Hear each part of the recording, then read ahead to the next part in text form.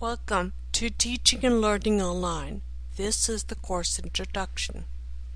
One of the benefits of online learning is that content can be constructed to meet the needs of individual learners, so that the course is student-centered, not teacher-centered. Learning online is also much less intimidating than face-to-face classrooms. It provides an opportunity for nearly now learning, which is not quite immediate, not quite delayed. This is really good space for learning, which we can use well. Another benefit is that courses can be anytime, anywhere. One can literally attend class from the airport, from the local library, or from the comfort of your own home. In this time of economic uncertainty, the ability to connect with learners 24/7 is an asset, teaching learners how to use the tools by actually using them. Many companies now require employees to have and to use technological skills. Some major corporations are requiring employees to keep blogs, use social networking platforms, and utilize virtual worlds for business meetings. This course will take approximately 30 hours work over the next 4 weeks of the course. You will explore discussion forums, blogs, distance learning, and discussions about copyright.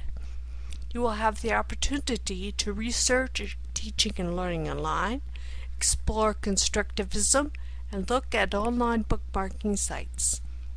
In this course, you will complete readings of current topics related to the course content.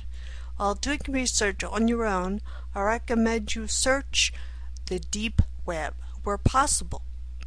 The Internet, you see, is made up of a vast amount of two kinds of material. There's the surface material that is easily accessible from search engines like Google, Yahoo, MSN, those things. The Internet is also made up of a tremendous amount of material underneath the surface that is referred to as the deep web.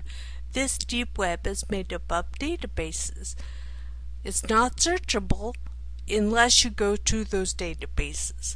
Databases include things like ERIC, which is the Educational Information Resources Center, Infomine, Digital Librarian, EBSCO, and Google Scholar, to name a few.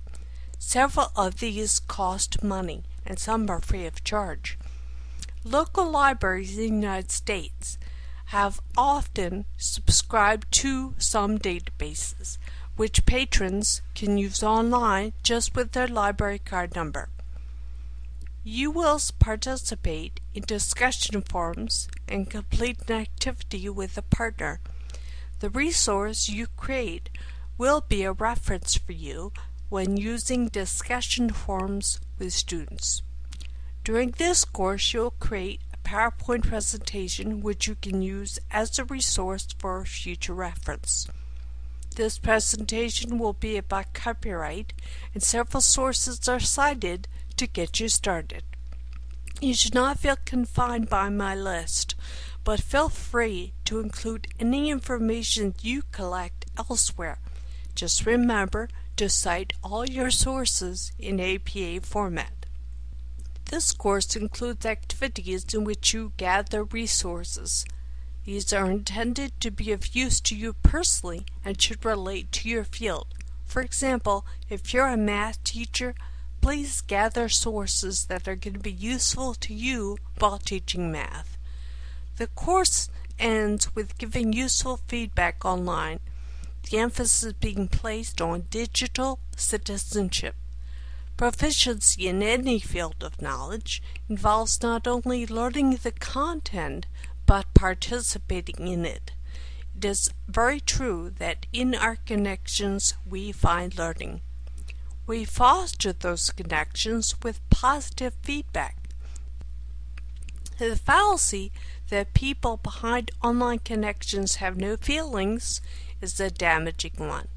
I've seen too many people hurt by others who thought that what they do online is anonymous. Always remember that behind every connection, whether a blogger, a Facebook contact, or an avatar, there is a very real person with very real feelings. A study at Harvard Graduate School of Education by Richard Light found that the greatest determinant of success in a course was not the instructor's teaching style, but the student's ability to participate in a study group. It's not what we learn, but how we learn that is significant. I welcome you to the course. This is your instructor, Lisa Durf, known as Mrs. Durf or just plain Durf online.